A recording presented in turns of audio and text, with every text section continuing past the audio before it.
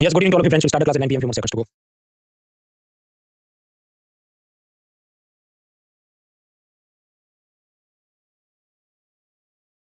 All right, friends. So now it is 9 p.m.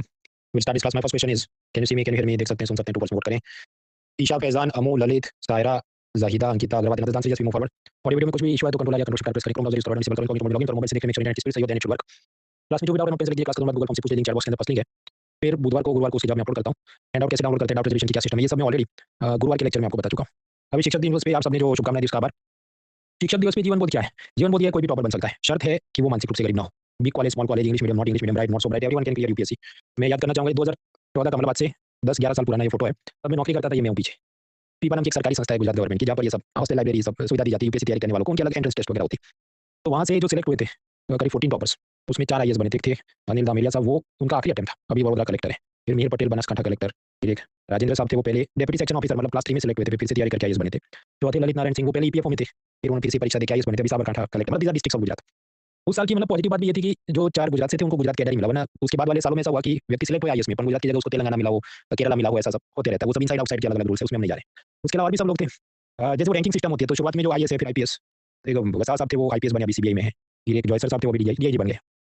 फिर कुछ लोग चार्टर्ड अकाउंटेंट थे, आईआरएस बने. कुछ फार्मासिस्ट थे, वो इंडियन इन्फॉर्मेशन सर्विस में गए. अभी दूरदर्शन अरुणाचल में. ये उत्सव परमार काफी समय तक अहमदाबाद दूरदर्शन संभालते थे. लेकिन वो इंडियन इन्फॉर्मेशन सर्विस में ऐसा है, फिर आपको रोटेशन में बाहर के राज्य में भी भेजा जाता है.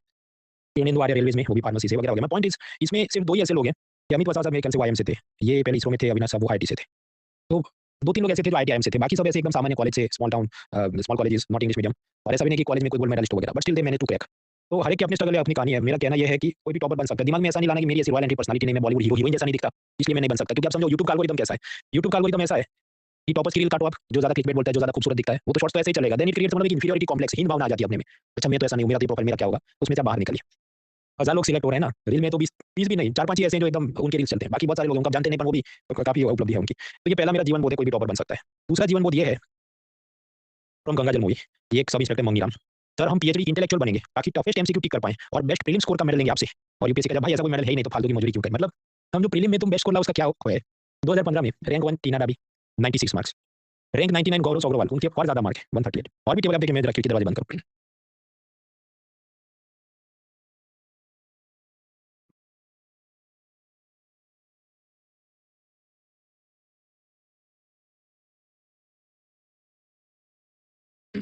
तो what is the lesson here. Prelim में उतना एफर्ट डालना चाहिए जितना प्रीलिम पास करने के लिए जरूरी है. फाइनल जो सिलेक्शन या रैंक आता है depends on your mains and interview score. कुछ लोग और कल का लेक्चर फिर से देखे जो एकदम नए लोग हैं. मैंने आपको बताया कैसे जो 4 सब्जेक्ट हैं, ज्योग्राफी, एनवायरमेंट, पॉलिटी, इकोनॉमी, इन सब के ऊपर आप फोकस करके पहले आप 40 क्वेश्चन जो मेरे टिक हो पाए उसके ऊपर आप बियॉन्ड जाने के लिए मैं हिस्ट्री में इतना एफर्ट मारूंगा, इसमें इतना एफर्ट मारूंगा. लाइक दैट एक एकदम प्रिसाइज आपकी प्रिपरेशन होनी चाहिए. पूरा दिन प्रीलिम्स लेके बैठे वो भी ठीक नहीं है, पूरा दिन मेंस का लेके बैठे वो भी ठीक नहीं है. ऑप्शनल भी आपका इग्नोर नहीं होना चाहिए. That is required.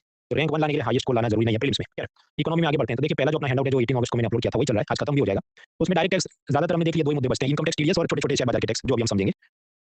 उसके बाद हम लोग सीधा मिलेंगे रविवार को, क्योंकि कल टेस्ट होगी इतना जो पड़ा है उसमें से. Just a minute. देखिए कल हमने ये कॉर्पोरेशन टैक्स वगैरह खत्म किया. आज शुक्रवार है, 5 सितंबर टीचर डे. इनकम टैक्स खत्म होगा. कल शनिवार क्लास में, क्योंकि इन सबकी टेस्ट होगी रात 9 बजे. हालांकि आप तुरंत नहीं दे पा रहे तो आराम से रिवीजन करो. रविवार रात 8 बजे दो, तो भी आपके पास 2 दिन तो है तो कर सकते. फिर रविवार को हम वापस मिलेंगे. रविवार को हम इनडायरेक्ट टैक्स पढ़ेंगे. तो ये जो जीएसटी जीएसटी खुद ही लगभग 1.5 लेक्चर का काम है, तो रवि और सोम जीएसटी चलेगा. So then 2 days there will be class रवि एंड सोम. और फिर जीएसटी वाली जो भी टेस्ट है वो बुधवार को होगी. ये सब स्प्रेड आउट क्यों है, ताकि आपको इंडाइजेशन अपच नहीं हो जाए, बहुत ज्यादा मैं टूस-टूस के आपको खाना खिलाता हूं. सो कौन से एक हैंडआउट है, एक टेस्ट है, एक हैंडआउट एक टेस्ट, ऐसा रिदम रखने की कोशिश है.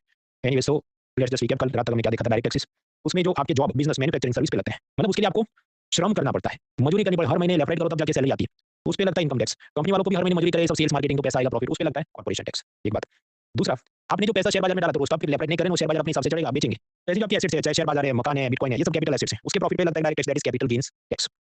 जीएसटी वगैरह की हम बात नहीं करेंगे, वो इनडायरेक्ट टैक्स है. अब आज का जो मुद्दा है उसमें कैपिटल गेन्स टैक्स के कुछ अतरंगी पीवाईक्यू जो पूछे गए वो सॉल्व करेंगे अपन ब्रेक में.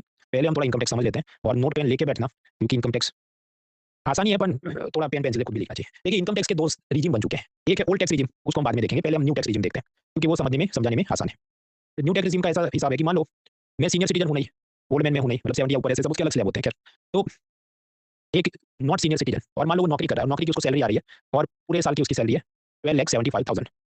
तो सरकार ने कहा तुम मौज करो कि तुम्हारे 75,000 रुपीज वो माइनस कर दो, मतलब उस पर कोई इनकम टैक्स नहीं है. इसे कहते हैं स्टैंडर्ड डिडक्शन. बाकी जो बचा वो तुम्हारी टैक्सेबल इनकम है, 12 लाख रुपए. आपको ये जो ग्रॉस इनकम का मतलब क्या है कि समझे, इसमें मुझे फिक्स डिपॉजिट का ब्याज भी आया होगा, इसके अंदर मैंने किसी को मकान रेंट पे दिया, उसका किराए का पैसा आया होगा, फिर मेरी सैलरी आई होगी, सब कुछ मिला के जो आपका बन रहा है ग्रॉस इनकम. फिर तो जो भी 1275 है उसमें 75 आपके माइनस हो गए स्टैंडर्ड डिडक्शन. जो बचा that is taxable income 12 lakh रुपए है. मतलब जो भी इनकम टैक्स भरना है ये 12 लाख पे भरना है. अब कितना भरना है, 5 20 30 क्या भरना है. न्यू टैक्स रिजीम में ऐसा है कि आपको बकेट्स लेने बाल्टी और उस पे स्टिकर चिपकाने हैं। पहला बकेट है उसमें मैं स्टिकर चिपकाऊंगा 0, दूसरे पे 5%, तीसरे पे 10%, चौथे पे 15%, इसके आगे और भी है लेकिन अभी उतने सारे बकेट्स रख के इसको कॉम्प्लिकेटेड नहीं करना है। तो पहले के 4 बकेट मैंने रखे, मैंने स्टिकर चिपका दिए। अब इसमें ये सीक्वेंस में पैसे डालने हैं, पहला बकेट, दूसरा बकेट, तीसरा, चौथा, ऐसा। लेकिन शर्त है कि ये जो पहला बकेट है उसमें आप मैक्सिमम 4 लाख ही रख सकते हैं, वरना मैं तो ये करूंगा ना अपने 12 लाख इसी में रखूंगा क्योंकि कोई टैक्स नहीं है। नो। तो ये जो 4 शुरुआती बकेट है उसमें कितना 4 लाख आप भर सकते हैं। तो अभी होगा क्या, मैं फर्स्ट बकेट में रखूंगा 4 लाख और मेरे पास 12 लाख है, तो अभी भी 8 बचे। तो मैं दूसरे बकेट में रखूंगा, इसमें भी मैक्सिमम 4 लाख ही रख सकते हैं, तो भी 8 बचे, तो भी 4 बचे। तो थर्ड बकेट में मैं और 4 लाख रख दूं और उसके बाद वाले बकेट में मैं कुछ रख नहीं सकता क्योंकि मेरे पास इतना पैसा नहीं है। फर्स्ट 3 बकेट में 4 4 4 12 लाख हो गया बस। अभी इस पे कितना टैक्स चढ़ेगा, तो अब स्टिकर के हिसाब से मल्टीप्लाई करो। पहले 4 लाख पे 0% तो 0, दूसरे 4 लाख पे 5% तो कितना 20,000, 5% ऑफ 4 लाख रुपीज वो 20,000 है।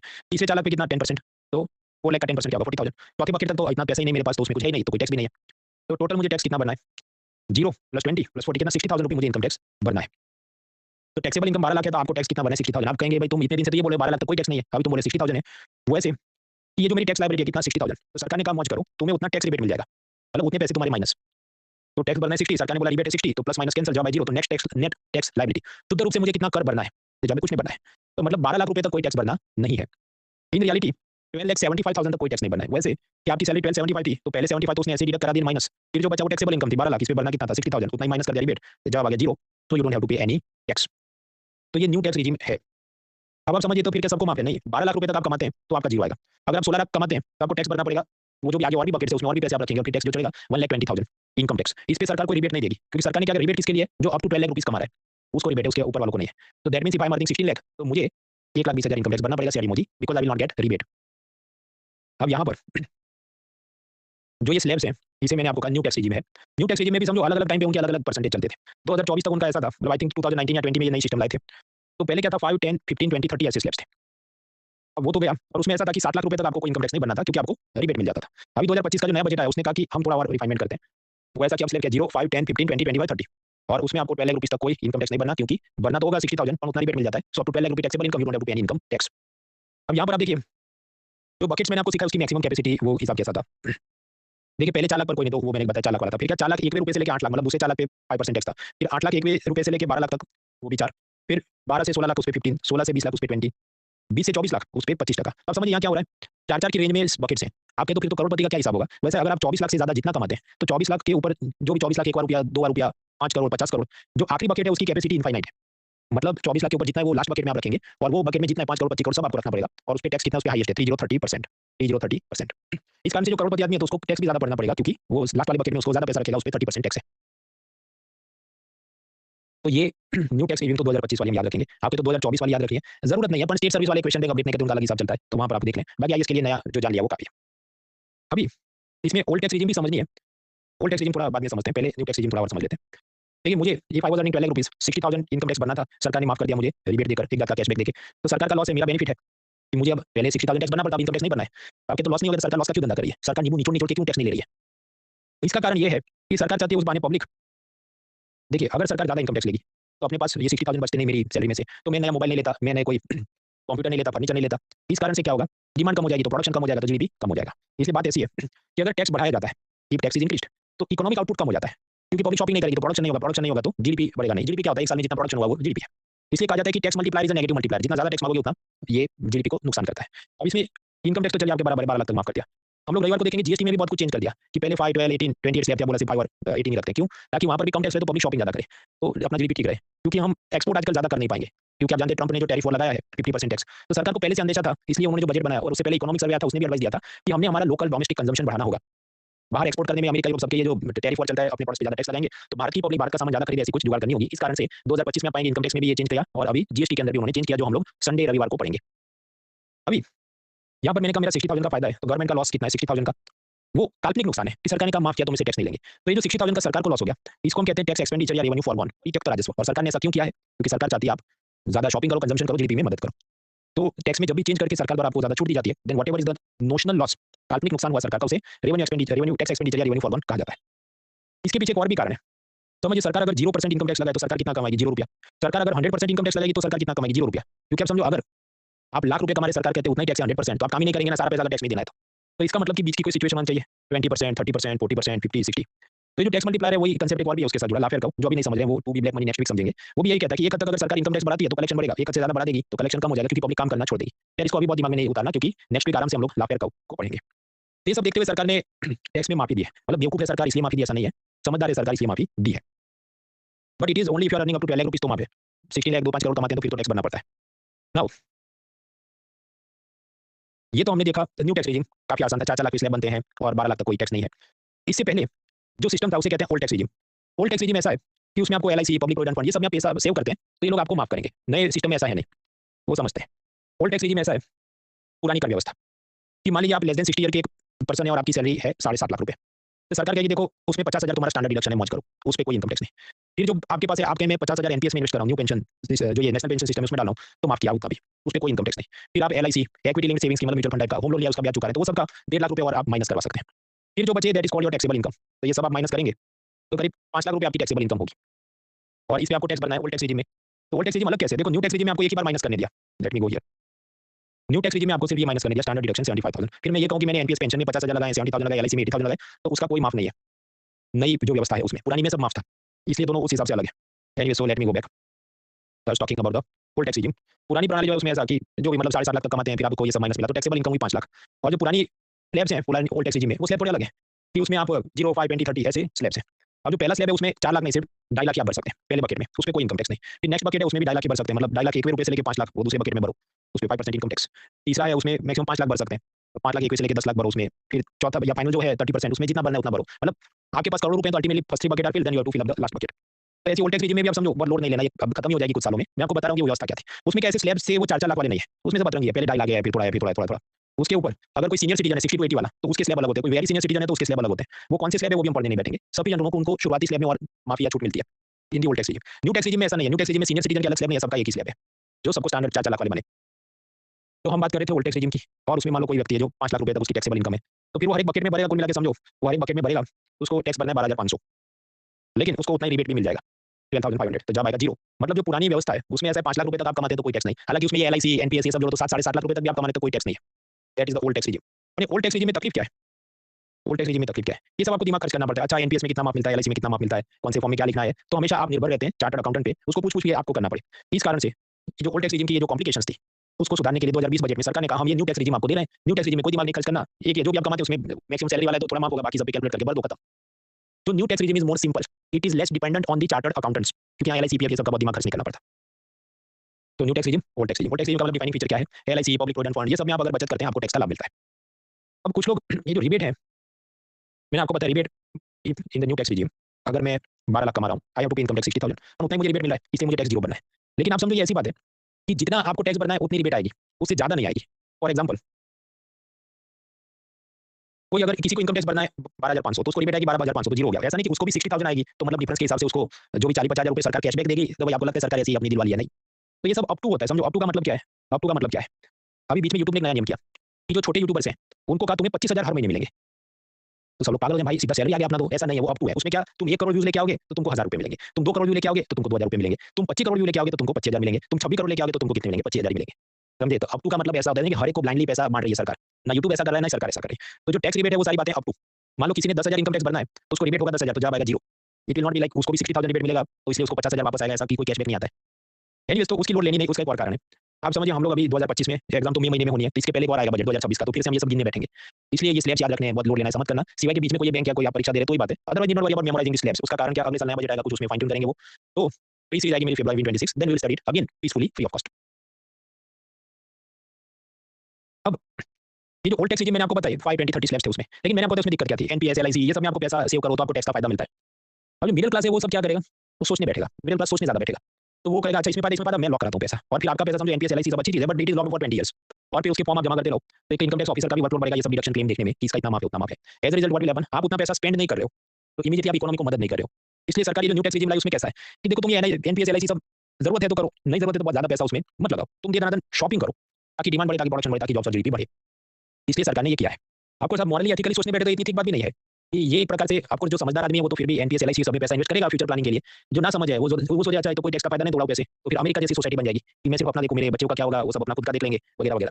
पर वो सब इकोनॉमिक्स में हम जाते नहीं, इकोनॉमिक्स क्या पॉजिटिवली देखेगा कि नहीं इमीडिएट कंजम्पशन बढ़ रहा है then it is going to LGDP, उसके बीवी बच्चे क्या करें उसके बाद उसकी कोई चिंता हम नहीं करेंगे और इकोनॉमी अब एक और प्रश्न होगा कि ये जो 2000 की आपने सिस्टम बना दिया कि 2020 से नया सिस्टम आया है। अब मान लीजिए कोई 23 ईयर्स का है, उसका कॉलेज सब खत्म हो गया, उसको फर्स्ट जॉब मिला है, अब उसको इनकम टैक्स भरना है, तो वो कौन-सा भरेगा?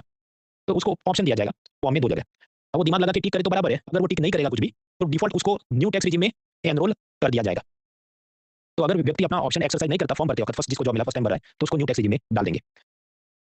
हालाँकि फिर आपको कुछ उसमें प्लस माइनस फ़र्क क्या हो सकता है कि आप सैलरीड एम्प्लॉयी हैं, तो हर साल आपको वो फॉर्म तो मिलेगा, तो उसमें आप चेंज कर सकते हैं। आज ओटीआर किया, कल एनटीआर किया, मतलब every year you can change, पर वो 1 वर्ष के लिए आप लॉक उसमें हो जाएँगे। That is for salaried employee जो ये इन्फोसिस, टीसीएस या सरकारी नौकरी में नौकरी कर रहा है। मान लो कोई YouTube influencer, TikTok star, businessman, freelance professional है, उसको आजीवन सिर्फ एक ही बार ऑप्शन दिया जाएगा कि तुमको कौन-सा करना है। मतलब जब 2020 में आया था तब उनको पूछा होगा, तुम कौन-सा रखना है। अब उसने जो भी रखा तो फिर उसको यू टर्न नहीं लेने देंगे कि ओटीआर या एनटीआर, उसको वो उसमें फँस जाएगा या लॉक हो जाएगा। फँस जाना भी ठीक शब्द नहीं है, लॉक हो जाएगा। हालाँकि फ्यूचर में जब सरकार ओटीआर बंद कर देगी तो इनको भी जबरदस्ती का एनटीआर में शिफ्ट कर ही देंगे, तो ये बस it is only a matter of time.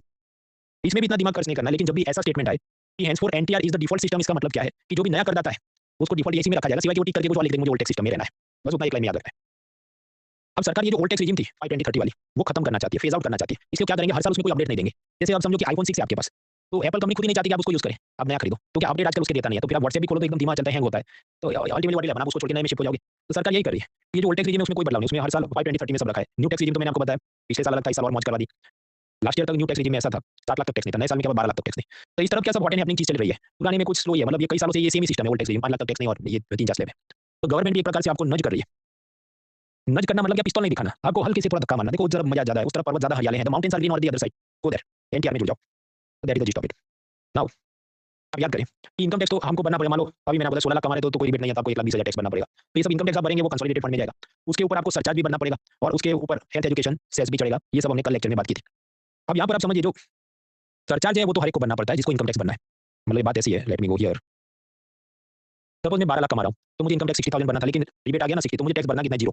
अब वो उस पे कहते तुम्हें सरचार्ज भरना है, तो 0 पे सरचार्ज क्या हो सकता है, 4% भी तो 0 ही होगा। फिर वो कहते हैं उसके ऊपर भी 4% सेस भरना है, तो 0 ही होगा। तो 12 लाख रुपीज़ तक तो कोई लोड है नहीं। लेकिन उसके ऊपर जो कमाता है, सपोज़ 60 लाख, तो 1,20,000 भरेगा, तो उस पे सरचार्ज कुछ चढ़ेगा, उस पे सेस कुछ चढ़ेगा, तो उसको और पैसे भरने पड़ते हैं। तो let me show you. If you have to pay income tax, तो सेस तो चढ़ेगा सब पे, जो भी मतलब 16 लाख कमा रहे, 17 लाख कमा रहे, सब पे चढ़ेगा। सरचार्ज किस पे चढ़ता है? सरचार्ज सब लखपति, करोड़पति, मोटी पार्टियों पे चढ़ता है कि अगर आपकी टैक्सेबल इनकम 50 लाख से ज़्यादा 1 करोड़ तक की है, तो सरचार्ज इतना है ओल्ड टैक्स रेजिम में, नए वाले में सरचार्ज इतना है।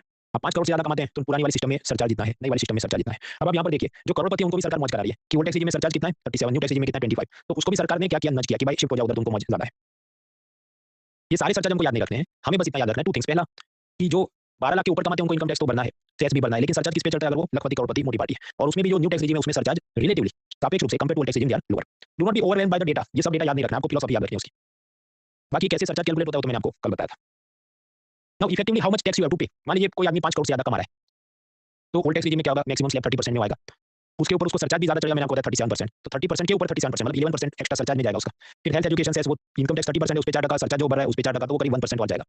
तो इफेक्टिवली ये सब आप जोड़ेंगे, tax plus cess plus surcharge. तो ओल्ड टैक्स रेजिम में ऐसा है कि जो 5 करोड़ कमा रहा है उसका 42% of his income will go in the income tax. तो कुछ बार कुछ न्यूज़पेपर ऐसे लिखेंगे कि effective tax rate is this much, तो वो करेक्ट है।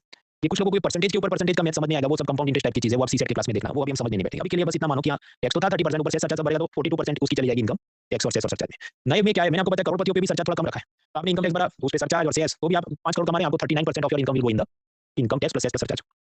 इसे हम कहते हैं इफेक्टिव टैक्स। इफेक्टिव टैक्स मतलब income tax plus cess plus surcharge में कितना पैसा जा रहा है। लेकिन फिर भी आप सोचो उस करोड़पति के पॉइंट ऑफ व्यू से, वो क्या सोचेगा, एवरेज में बोलो 40, कि मैं अगर 100 करोड़ कमा रहा हूँ, तो 40 करोड़ तो सरकार ले जाएगी, मेरे पास कितना बचेगा 60 करोड़ ओनली।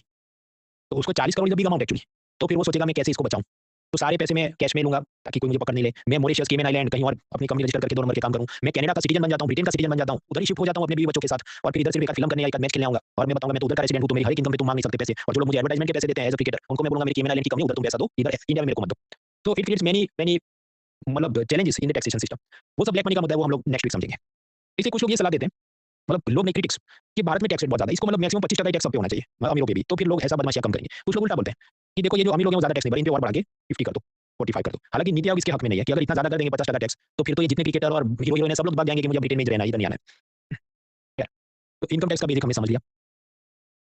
बकेट्स थे उसमें पैसे रखे इसलिए वगैरह, 12 लाख तक कुछ नहीं, उसके ऊपर कमाते कुछ टैक्स चढ़ता है। वो जनरल आइडिया काफ़ी है, do not be worried about too much की डेटा, वो फरवरी में फिर से पढ़ना ही है हमें। इसके बाद आप कहे देखो इनकम टैक्स तो तुमने बनाया, पर इनकम टैक्स में नया कानून आया ना 2025 में अभी लाया है, ओरिजिनल कानून जो भी 61 का था। I am aware, we will study, लेकिन इधर नहीं, वो हम ब्लैक मनी के साथ स्टडी करेंगे नेक्स्ट वीक। उसका कारण ये है, जो हैंडआउट 1 है उसमें ऑब्जेक्टिव है केवल टैक्स की थियरी और उसके जो भी परसेंटेज अभी चल रहे हैं, उसके अब भी और 25 जाते हैं, वो सब ब्लैक मनी के साथ जुड़ती हैं, उसका 2 भी हैंडआउट अलग है, वो सब मैं इधर डालूंगा तो रिवीजन में आपकी एफिशिएंसी चली जाएगी। क्योंकि समझो वहाँ से क्वेश्चन कम आते हैं, जो ब्लैक मनी वाले हैं उसके क्वेश्चन कम आते हैं, जो नॉर्मल बेसिक थियरी है उसके क्वेश्चन थोड़े ज़्यादा आते हैं, बहुत ज़्यादा नहीं आते, थोड़े ज़्यादा आते हैं, इसलिए एफिशिएंसी के लिए हैंडआउट मैंने थोड़ा अलग रखा है। तो income tax will study but in next week, in the next round. आगे तो वी स्टडी कंपनियों के प्रॉफिट पे कॉर्पोरेशन टैक्स, विदेशी कंपनियों में गूगल वगैरह बदमाशी करने थे तो एड्स के ऊपर गूगल टैक्स, जो भारतीय कंपनियां जीरो प्रॉफिट बताती थी ये सब तो minimum alternate tax, dividend distribution tax खत्म हो गया, शेयर बायबैक टैक्स जारी है, प्रॉपर्टी के ऊपर कैपिटल गेन्स टैक्स कल पड़ा था। इनकम टैक्स का मैंने आपको फिलॉसफी बताया। अब इनकम टैक्स में और भी छोटे-छोटे मुद्दे आएंगे, ये टीडीएस टीसीएस वगैरह, वो हम लोग पढ़ेंगे फ्रेश माइंड से, क्योंकि और भी छोटे-छोटे टैक्स बनने हैं। लेकिन उससे पहले कल हमने क्या पढ़ा था कि इनकम टैक्स क्या है कि जो मैं श्रम कर रहा हूं, मतलब जॉब सैलरी कोचिंग वगैरह जो भी उस पे इनकम टैक्स है। बैठे बिठाए जो मैं कमा रहा हूं मतलब शेयर बाजार में बिटकॉइन वगैरह, तो वो मेरे प्रॉफिट फ्रॉम कैपिटल एसेट्स से उस पे अलग टैक्स लगता है। कौन सा? Capital gains tax. इस पे 2025 में यूपीएससी ने आसानी सवाल है, अगर आप सुकून से दिमाग लगाएं और कल का लेक्चर और हैंडआउट पढ़ के आए हैं तो। अब break for 5 minutes, apply your brain.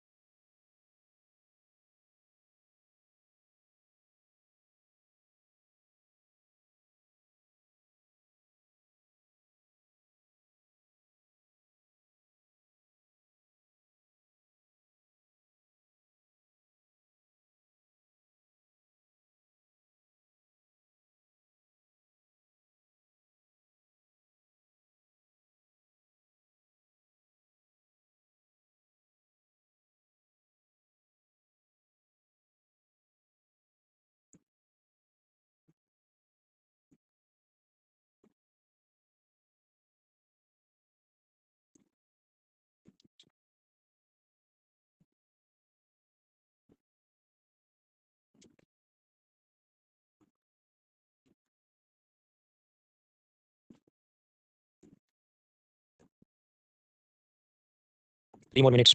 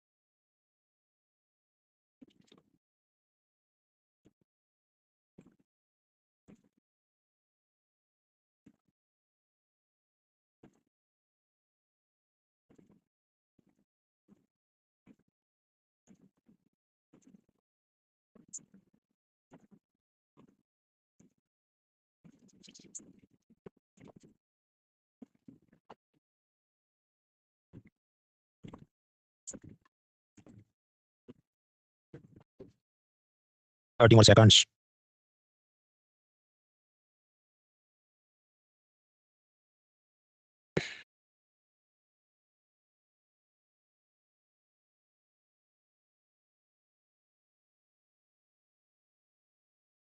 हाँ, तो आपको क्या लगता है कैपिटल गेन्स टैक्स का क्या हिसाब है? Voting time starts in 3 2 1 start. Kanika, Kundan, Sonam, Madhu, Roohi, Tausif, Avinash, Faizan, Shagun, Janvi, Amit Singh, Mir, Amu, Kaif, Ashu, Richa, Ketan, Anjali, Gaurav, Paridhi, Mamta, मुस्कान, आकाश, आनंद, निश्चय, ये सब लोग। फिर अमल, आयुष, मानसी, शुभम, अभिजीत, चित्रा, आलोक, जगजीत, विश्वजीत, रोशन एंड अदर्स करेक्ट आंसर्स। भाई आपको इधर हिंट भी लिखा है एस टी वन रॉन्ग, सो एलिमिनेशन करो। तो एस टी वन रॉन्ग है ऐसा तो ये किया ना, डी ऑप्शन। तो भी सिर्फ 75% लोग ही इसको करेक्ट कर पाए despite giving 5 minutes and a hint. फिर 25 लोग नहीं कर पाए। तो इसका मतलब क्या, आप तो या तो कल का लेक्चर आप देख के नहीं आए, या आप इतने वीक है कि आप इतना भी डिकोड नहीं कर रहे, या आप स्लाइड ही ढंग से नहीं पढ़ रहे। Despite 5 minute break. चलिए खैर पढ़ते हैं। देखिए, कल रात मैंने आपको बताया था कि tax on agriculture income union government tax नहीं मांग सकता, स्टेट गवर्नमेंट मांग सकती है। हालांकि ज्यादातर स्टेट मांगते नहीं है, क्योंकि क्या किसान खुश रहे इसलिए नहीं मांगते एग्रीकल्चर इनकम पे टैक्स। लेकिन थियरी के हिसाब से, कॉन्स्टिट्यूशन के हिसाब से वो मांग तो सकते हैं, दैट इज वन थिंग। अब यहाँ पर लिखा है कि देखो poultry farming and wool rearing, तो ये एकदम एग्रीकल्चर तो है नहीं, इसको आप कहें एनिमल हस्बेंड्री, पशुपालन। तो अगर हम कॉन्स्टिट्यूशन में वर्ड बाय वर्ड जाएं तो वर्ड बाय वर्ड ऐसा लिखा है कि टैक्स ऑन एग्रीकल्चर इनकम वो यूनियन नहीं मांग सकता, सिर्फ स्टेट मांग सकता है। तो ये तो दूसरी चीज हुई ना कुछ, तो यूनियन भी मांग सकता है। लेकिन वो सब चार्टर्ड अकाउंटेंट में हम लोग ना भी जाए तो भी जो स्टेटमेंट है वो क्या बोला है, in India income from this activities is exempted from any tax. मतलब कोई जात का कोई टैक्स नहीं है, ना स्टेट मांग सकता है ना यूनियन मांग सकता है, कोई जात का कोई टैक्स नहीं। तो ऐसा तो है नहीं, टैक्स तो हो सकता है। आपके नहीं, रियल लाइफ में तो नहीं मांगते भाई, कुछ स्टेट में कुछ कुछ परसेंटेज मांगा जाता है बड़े किसानों के ऊपर। This is asking us theory, this is not asking what is the situation in every state, या वो क्या वोट बैंक पॉलिटिक्स चल रहा है। तो इसलिए फर्स्ट स्टेटमेंट गलत है, क्योंकि ये कहता है कोई टैक्स नहीं है, जबकि कॉन्स्टिट्यूशन कहता है टैक्स मांग सकते हैं, कुछ स्टेट मांगते भी होंगे। Yes that is true. तो फिर भी मैं आपको 10 सेकंड देता हूँ, पहले दिमाग में उतारिए आप।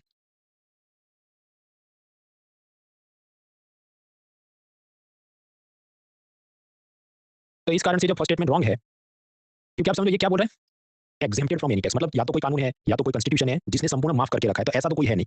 या तो यूनियन या तो स्टेट, कोई तो कुछ तो मांग ही सकता है। पशुपालन करो आप, भेड़ बकरी चलाओ, कुछ भी। तो therefore one is wrong and one is wrong. तो फिर आप देखिए असर्शन रीजनिंग में अगर एक स्टेटमेंट गलत हो जाए तो फिर तो आप सीधा एलिमिनेट करो ना, तो एक ही जवाब बनता है उसका कि statement one is not correct. फिर हम सेकंड स्टेटमेंट तो चेक भी नहीं करेंगे क्योंकि डी जवाब आएगा उसका, ST2 इज करेक्ट। फिर भी तसल्ली के लिए चेक कर लेते हैं सेकंड स्टेटमेंट क्या कहता है कि रूरल लैंड को आप capital asset income tax act में नहीं गिनते, बराबर है। आप समझिए पॉलिटिक्स इनकम चलो कोई तो टैक्स ले सकता है क्योंकि श्रम वाली बात है, तो इनकम टैक्स जैसा कंसेप्ट आएगा या तो यूनियन का या तो स्टेट का। एग्रीकल्चर लैंड है तो उसको आप बेचोगे तो कैपिटल गेन्स टैक्स नहीं लगेगा। कल याद करो पेंटिंग और नॉन एग्रीकल्चर लैंड बेचने पे ही वो सब होगा, शेयर बाजार बिटकॉइन बेचने पे होगा। एग्रीकल्चर वाली जमीन है उसको आप बेचेंगे तो उस पर राज्य सरकार का लैंड रेवेन्यू स्टैम्प ड्यूटी ये सब चलेगा। एग्रीकल्चर के अलावा वाली जमीन है हमारी नॉर्मल आपका कोई 5 करोड़ का बंगला था या उसकी जमीन थी, उसे आप बेचोगे प्रॉफिट आपका 1 करोड़, तो उस पे यूनियन मांग सकता है कैपिटल गेन्स टैक्स। स्टेट भी अलग से मांग सकता है रजिस्ट्रेशन की स्टैम्प ड्यूटी, जिसने खरीदा तो आगे प्रॉपर्टी टैक्स चढ़े, लैंड रेवेन्यू भी मांग सकता है अगर फैक्ट्री या कुछ उसका प्रोडक्ट यूज कर रहे हैं। तो सफिशिएंट टू नो कि एग्रीकल्चर की जमीन उस पे यूनियन का कैपिटल गेन्स टैक्स नहीं लगता। ये कल भी मैंने आपको बताया था, जिनको याद नहीं आ रहा है मैं स्लाइड आपको दिखा दूं वापस। कैपिटल एसेट्स जिस पे कैपिटल गेन्स टैक्स लगता है, non agriculture land property jewellery vehicle patent वगैरह, कैपिटल गेन्स टैक्स क्या था 10 लाख का मेरा बंगला में 12 लाख में बेचूं तो 2 लाख जो फायदा हुआ उस पे कैपिटल गेन्स टैक्स था। यस, सो सेकंड स्टेटमेंट क्या बोलता है कि rural agriculture land is not considered a capital asset under the provision of income tax act, बराबर है, ताकि उस पे कैपिटल गेन्स टैक्स मांगने का कोई केस नहीं बने क्योंकि वो सब स्टेट के हक में गया होगा for tax on agriculture income बोल के। तो दैट इज करेक्ट। फिर से आप पढ़िए ये पूरी चीज, आई गिव यू 10 सेकंड्स।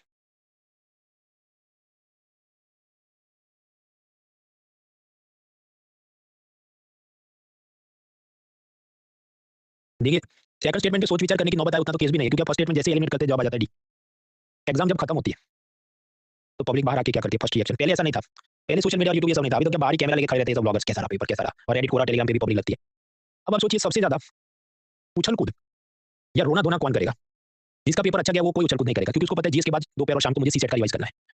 रोना धोना भी वो नहीं करेगा, उसको पता होता है कुछ सवाल टफ होते हैं कुछ इजी। सबसे ज्यादा जो नाच गान रोना गोना उछल कूद सब कुछ सोशल मीडिया ट्विटर कोरा रेडिट पे करता है वो कौन? जो पब्लिक का पेपर ठीक नहीं गया है, बहुत टफ था, बहुत जटिल था, बहुत फैक्ट्स पूछे क्योंकि वो क्या कहेंगे देखो ये फैक्ट है भाई, ये फैक्ट है ही नहीं ना, ये तो कंसेप्ट वाली बात हुई कि कैपिटल गेन्स टैक्स और एग्रीकल्चर पे वो माफिया चीजें एग्रीकल्चर इनकम पे वगैरह।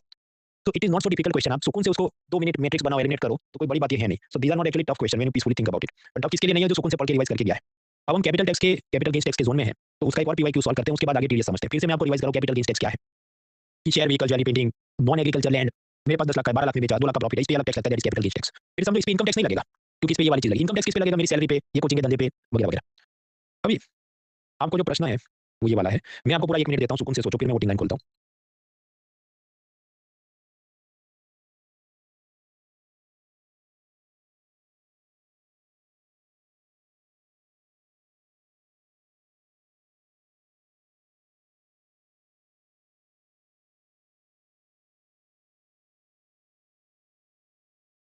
Twenty more seconds then I will open the voting line.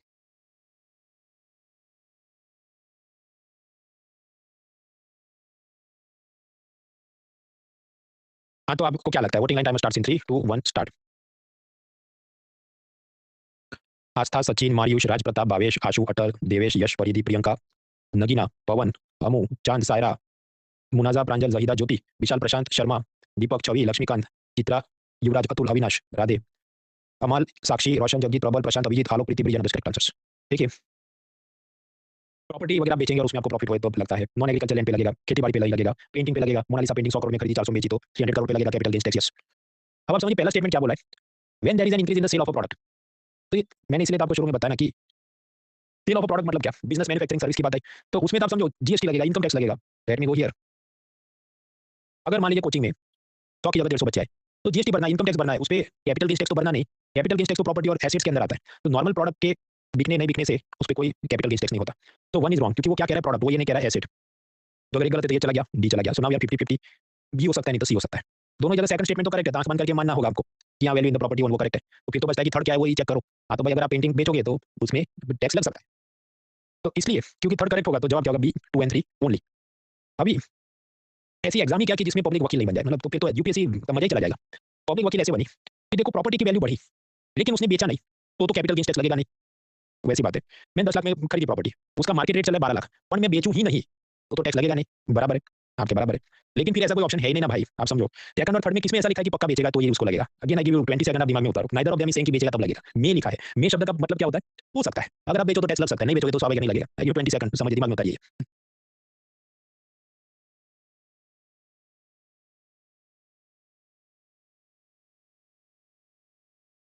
देखिए फर्स्ट स्टेटमेंट इज रॉन्ग तो उस हिसाब से पक्का या तो बी नहीं तो सी हो सकता है, और उसमें से किसी में ऐसा वर्ड तो उसने लिखा नहीं कि when you sell you have to pay tax. दोनों में क्या है कि हाँ वैल्यू बढ़ेगी, growth in the value, natural increase in the value, तो मतलब या तो दोनों गलत है क्योंकि उसमें बेचने की बात उसने नहीं लिखी, तो दोनों गलत है, तो नन ऑफ द अबव ऐसा तो ऑप्शन है नहीं, तो जो कम खराब है वही सिलेक्ट करना पड़े। तो अगर दोनों गलत नहीं है, दोनों में एक ही बात है कि वैल्यू इंक्रीज हो रही है कोई प्रॉपर्टी या पेंटिंग की, तो दोनों सही है, answer is B 2 and 3 only.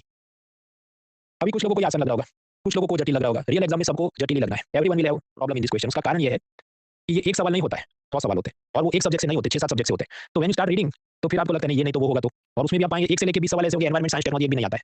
तो इसलिए 21 से लेके जो 100 सवाल है मतलब बाकी 80 उसमें हर एक आप बहुत ही फूंक-फूंक के देखेंगे। माइक्रोस्कोपिक लेंस में देखेंगे भाई ये गलत ना हो जाए, वो गलत ना, मेरे पहले भी तो हो ही नहीं रहा है ठीक। So then in every question you will have doubts कि क्या होगा क्या होगा। तब क्या याद रखना है, इकोनॉमी का एक ही सिद्धांत है, वकील नहीं बनना है। ये जो वकील बने तो ये वो बात दिमाग में आता है, अच्छा बेचेगा नहीं तो कौन टैक्स लगेगा भाई, तो दोनों स्टेटमेंट में कहां लिखा है। तो when in doubt don't be a वकील, that is the motto for solving economic questions.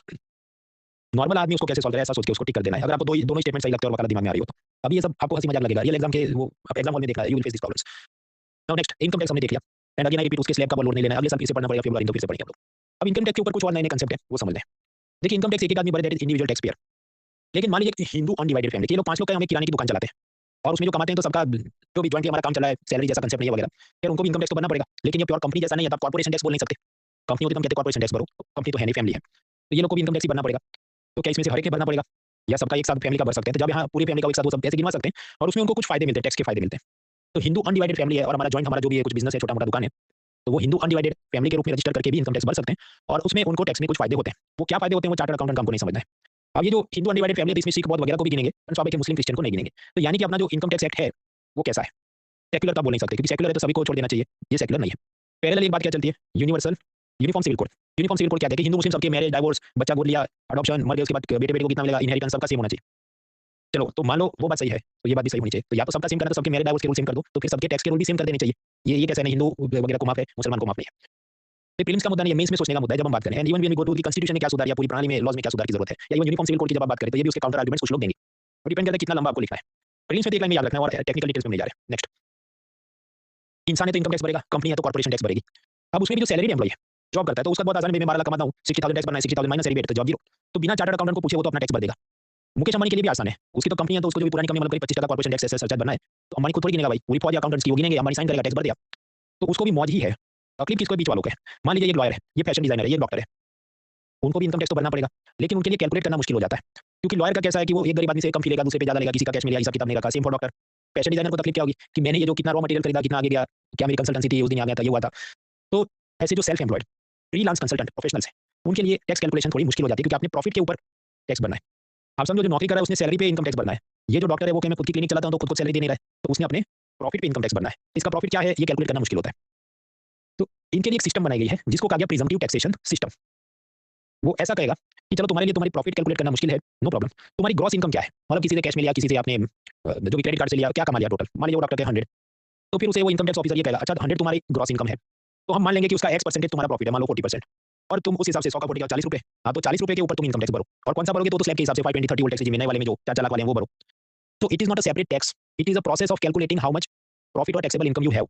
तो प्रिजम्पटिव टैक्सेशन कोई अलग सिस्टम नहीं है, अलग कोई टैक्स नहीं है, वो बस गिनने की मेथड है कि तुम 100 कमा रहे हो तो टैक्स भरने लायक तुम्हारी टैक्सेबल इनकम कितनी, उसकी एक फॉर्मूला है। सबके लिए नहीं है, सैलरी वालों के लिए नहीं है, कंपनी वालों के लिए नहीं, बीच वालों के लिए वो है, उसे कहते हैं प्रिजम्पटिव टैक्सेशन। इसको याद भी रखने की बहुत जरूरत नहीं है। कुछ कुछ बार क्या होता है कि सरकार चाहती है कि ये जो डॉक्टर कैश में धंधा कर रहा है या वकील जो कैश में धंधा कर रहा है तो सरकार चाहती है तुम यूपीआई से पेमेंट लो ना ताकि हम ट्रेस कर सके तुम कितने करोड़पति हो। अब ऐसा करने के लिए सरकार पिस्तौल तो दिखा नहीं सकती क्योंकि आप जानते हैं डॉक्टर लॉ भी भारत में बहुत स्ट्रांग है, प्रेशर ग्रुप है वो, मींस के लिए पढ़ना पेपर 2 में। तो पिस्तौल दिखा के मतलब कानून में लिख के तो ऐसा जबरदस्ती करा नहीं सकते कि तुमने जबरदस्ती हर पेशेंट से यूपीआई से पैसा लेना है क्योंकि तुम कैश में लेते हो और फिर इनकम टैक्स नहीं भरते। इसलिए सरकार उनको क्या कर सकती है, लॉलीपॉप दे सकती है। लॉलीपॉप कैसे होते हैं कि देखो अगर तुम डिजिटल पेमेंट लोगे, तुम मरीज से कैश में नहीं तुम डिजिटली पैसा लोगे तो जो फॉर्मूला है उसको हम ट्वीक कर देंगे कि तुम्हारा 14 या 30% प्रॉफिट गिनेंगे ताकि तुम्हें इनकम टैक्स कम भरना पड़े। तो ऐसा करके उसको लॉलीपॉप दे देके इस फॉर्मूला को फाइन ट्यून करके सरकार नज करती है कि आप भी डिजिटल पेमेंट अपनाओ। इसलिए कुछ कुछ बार ये चर्चा में आता है कि सरकार has fine tune the presumptive taxation to give incentives for digital payments. तो वो सब कहना क्या चाहते हैं, जो लंबी 5-10 मिनट में कहानी करी वो इतना ही कहना चाहता है। तो तब लोड नहीं लेना है, वो कुल मिला के बात क्या ये सब सरकार चाहती है ये लोग भी डिजिटल पेमेंट अपनाएं ताकि सरकार आसानी से इनको ट्रेस कर सके क्योंकि यूपीआई से पैसा लिया बैंक में जाएगा तो ट्रेस कर सकते हैं। एचयूएफ मतलब क्या, हिंदू फैमिली को अलग से वो टैक्स भरे और उसको कम टैक्स भरना पड़े। प्रिजम्पटिव टैक्सेशन क्या है, डॉक्टर लॉयर ऐसे फ्रीलांस वाले उनको कैलकुलेशन में थोड़ा अलग चीज है। तीसरा एडवांस टैक्स।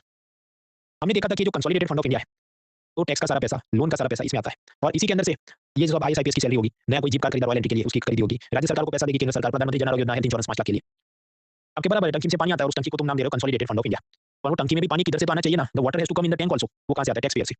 अब एक तकलीफ आप समझिए, मुकेश अंबानी ये कहे कि देखो 1 अप्रैल से लेकर अगले साल की 31 मार्च तक मुझे इनकम टैक्स भरना है या कॉर्पोरेशन टैक्स भरना है 100 करोड़, लेकिन मुझे शाना बन जाना है तो मैं अपना सारा टैक्स 31 मार्च 2026 की रात को 11:59 पे भरूंगा। पूरे साल मैंने जितना कमाया उसका जितना टैक्स है लास्ट डेट को लास्ट मिनट पे मैं भरूंगा। तो दो तकलीफ होगी, एक तो सर्वर क्रैश हो जाएगा, सारी पब्लिक ये करे, और दूसरा कि तब तक पैसा नहीं आया तो भारत सरकार की जो टैंक है वो खाली हो जाएगी ना। आप समझो, क्योंकि हर महीने सैलरी देनी है आईएएस को, बाकी भी खर्चे करने। अब सारे टैक्स पेयर ये बोले कि 31 मार्च को अगले साल देंगे तो इस साल बीच में खाली हो गया तो पानी कहां से भरोगे, तो मिसमैनेजमेंट हो जाएगा। तो कंटिन्यूअस फ्लो आना चाहिए। कंटिन्यूअस फ्लो कैसे आएगा कि मान लीजिए मुकेश अंबानी ने पूरे साल में 10 करोड़ उसको इनकम टैक्स भरना है।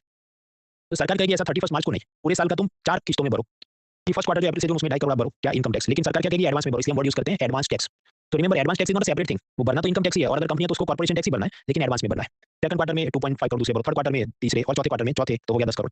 तो advance tax is not separate tax, ये तो एक एडमिनिस्ट्रेटिव प्रोसेस है ताकि कंटीन्यूअसली थोड़ा-थोड़ा पैसा भारत सरकार के कंसोलिडेटेड फंड ऑफ इंडिया में आता रहे।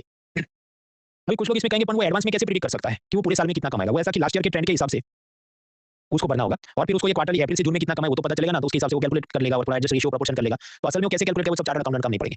दूसरा, मान लीजिए मुकेश अंबानी 10 करोड़ इस बार कमा रहे हैं या टैक्स उनको भरना है, अगले साल सड़क पे आ जाए और सिर्फ उनको 12 लाख ही कमाई हो तो जीरो टैक्स है, तो फिर क्या होगा? अगर ऐसा ऊपर नीचे हो गया तो सरकार उसको रिफंड दे देगी। अगर बीच में ऐसा हो गया कि उसका सब कैलकुलेशन ऐसा है कि एडवांस में ज्यादा भर दिया, असल में कम भरना था, तो रिफंड दे देगी सरकार। They will understand that. तो प्रीजम्पटिव टैक्सेशन, एडवांस टैक्स, एक एक लाइन के मुद्दे हैं। आगे बढ़ते हैं। अब ये जो शेयर बाजार की टैक्स, आप शेयर खरीदो, बॉन्ड खरीदो, जो भी मान लो बीएमएस ने जब खरीदा था कॉस्ट प्राइस उसका है 100 रुपए, वो 50 रुपए के प्रॉफिट पे सेलिंग प्राइस 150 में जेठालाल को बेच रहा है, तो Jetha is buyer, BA is seller. अब इस पे अलग-अलग टैक्स आएगी। सबसे पहले सरकार लाट टपका क्या देगी केंद्र सरकार, ये जो शेयर बाजार का तुमने प्रॉफिट पे बेचा शेयर बॉन्ड कुछ भी, तो क्या लगता है कैपिटल गेन्स टैक्स कल भी देखा था, आज भी 2 एमसीक्यू हमने सॉल्व किए, तो ये तो हो गया। लेकिन ये जो सेलिंग प्राइस है कितना 150, इस पे भी सरकार लाट टपका क्या देगी। ये जो सेलिंग प्राइस है उसका हो गया अच्छा इसका 0.01%, तो हमें तो ये यूनियन गवर्नमेंट का सिक्योरिटीज ट्रांजैक्शन टैक्स है। तो स्टेट गवर्नमेंट आगे देखो ये तो सब शेयर ट्रेडिंग क्या हुआ, कुछ आप ट्रांसफर कर रहे हैं तो इस पे रजिस्ट्रेशन होगा, तो रजिस्ट्रेशन पे हम लोग स्टैम्प ड्यूटी मांगेंगे, तो वो भी आएगा 1-2 रुपए हमको भी चाहिए, तो स्टेट गवर्नमेंट स्टैम्प ड्यूटी मांगेगी। दो बात हुई। तीसरा, जेठालाल के पास ओनरशिप आ गई इस शेयर्स की या बॉन्ड की, तो बाय है जेठालाल। अब उसको जो भी 3 महीने 6 महीने 1 साल बाद उस कंपनी से आएगा शेयर है तो डिविडेंड आएगा, बॉन्ड है तो इंटरेस्ट आएगा, तो भी यूनियन गवर्नमेंट वापस आ जाएगी लाट टपका के, तुम इस पे भरो income tax because this is your taxable income. समझो आप प्रॉफिट पे बेचो उस पे कैपिटल गेन्स टैक्स है। ये जो रेगुलर जो पैसा आता है डिविडेंड का इंटरेस्ट का, तो उस पे कैपिटल गेन्स टैक्स नहीं, उस पे लगता है इनकम टैक्स। पहले डिविडेंड डिस्ट्रीब्यूशन टैक्स था, लेकिन कल रात मैंने आपको सिखाया सरकार ने वो बंद कर दिया। तो अब ऐसा है कि वो सारी आपकी डिविडेंड की जो इनकम आ रही है वो आपकी टैक्सेबल इनकम है, उस पे इनकम टैक्स भरो। तो entire share bond transaction is subjected to this many taxes. I give you 20 second, दिमाग में उतारो।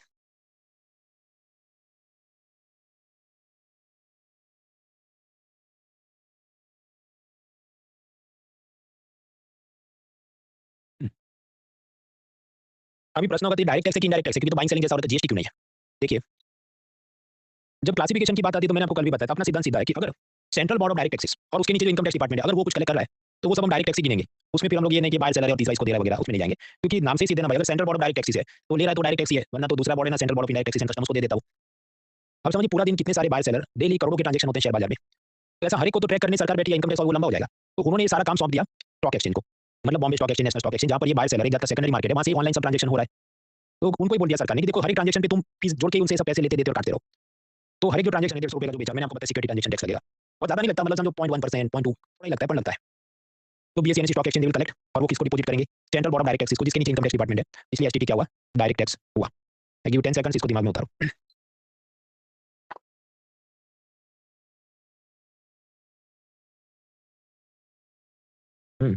अभी मैं आपको पूरा 1 मिनट देता हूँ, ये लेटेस्ट गुजरात जीपीएससी का ही सवाल आप पढ़िए, फिर इसको हम सॉल्व करते हैं।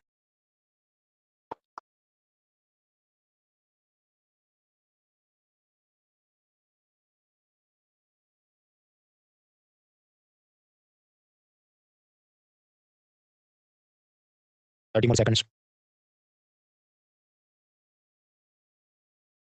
10 मोर सेकंड्स।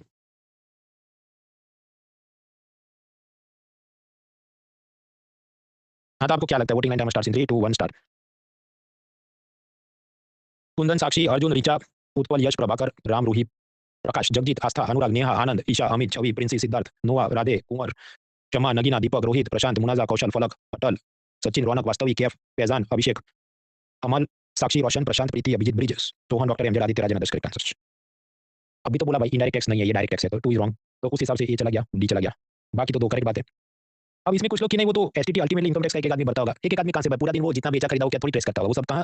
आप एफिशिएंसी के पॉइंट ऑफ व्यू से सोचो, समझो जेठालाल ने 10 टीवी बेचे, उस पे उसको 20 लाख का प्रॉफिट हुआ, तो ये सब काउंट करना आसान है, ट्रेस करना आसान है। शेयर बाजार तो ऐसा डेली किसी ने 100 शेयर बेचे, किसी ने 5000 बेचे, तो ऐसा इंडिविजुअल लेवल पे अगर सरकार देखने बैठी तो वो लंबी हो जाएगी, इसलिए सारा काम किसको सौंपा होगा? स्टॉक एक्सचेंज को, कि तुम पकड़ पकड़ के सब बीच में काट देना और हमको सारे पैसे दे देना। इसलिए both the statements are correct, so the answer is B, 1 and 3 is correct. Now ये जो एसटीटी और ऐसे जो छोटे-छोटे टैक्स हैं, तो कोई बुक में क्लैरिटी से बोला नहीं डायरेक्ट इनडायरेक्ट टैक्स है कि नहीं। मैंने तो आपको बताया मेरा क्लासिफिकेशन हमेशा यही है, सीबीडीटी लेता है वो सब डायरेक्ट टैक्स है। तो ये जब एग्जाम में होता है स्वाभाविक है कुछ लोग अलग दिशा में जाएंगे, वकील बन जाएंगे ना, ये तो स्टॉक एक्सचेंज अगर ले रहा है तो इनडायरेक्ट टैक्स हो गया ना, जैसे जीएसटी तुम्हारा शोरूम का मालिक लेता है सरकार में जमा करता है वगैरह। फिर क्या होगा? फिर सत्य की जीत होगी। तो ऑफिशियल आंसर क्या है? जवाब है अभी, मैंने पहले भी बोला था बाद में बोला भी है, चैटजीपीटी और ग्रॉक को पूछने मत जाना। उसमें चैटजीपीटी आपको बोलेगा डायरेक्ट है, ग्रॉक बोलेगा इनडायरेक्ट है, तो उसके हिसाब से आंसर की नहीं बनती है। आंसर की प्रोफेसर बनाते हैं अपने दिमाग से, प्रोफेसरों को चैटजीपीटी ग्रॉक उतना आता भी नहीं है और वो यूज करेंगे तो भी इसको बनाने के लिए वो नहीं करते, वो अलग पूरी प्रोसेस है। तो डोंट, इसमें मैं ये कहना चाहूंगा आपको, होता क्या है जिनका गलत हो जाता है वो चैटजीपीटी को पूछ के फिर काउंटर में आ जाते हैं, नहीं वो तो ये बोला है, तो भाई चैटजीपीटी इंडिया के मॉडल पे थोड़ी ट्रेन हुआ है और सारी चीज उसमें है नहीं। एनीवेज, ये जो जीपीएससी है उसका आपके तो आसान सवाल था, चलो तुमने अभी पढ़ा हमको ठीक लगा। But problem with GPSC is twofold. एक तो उसका पेपर में 200 क्वेश्चन होते हैं, इकोनॉमी के मैनेजेबल होते हैं, पर तकलीफ ये कि अकेले इकोनॉमी से पास नहीं होगा कट ऑफ। उसमें सब गुजरात का कला साहित्य, नदी नाला पर्वत, इतना सब छोटा छोटा पूछते हो, किसी को पता नहीं हो, और वो पता करना हो तो मतलब वो फुल टाइम वही जॉब बना दो आप अपना।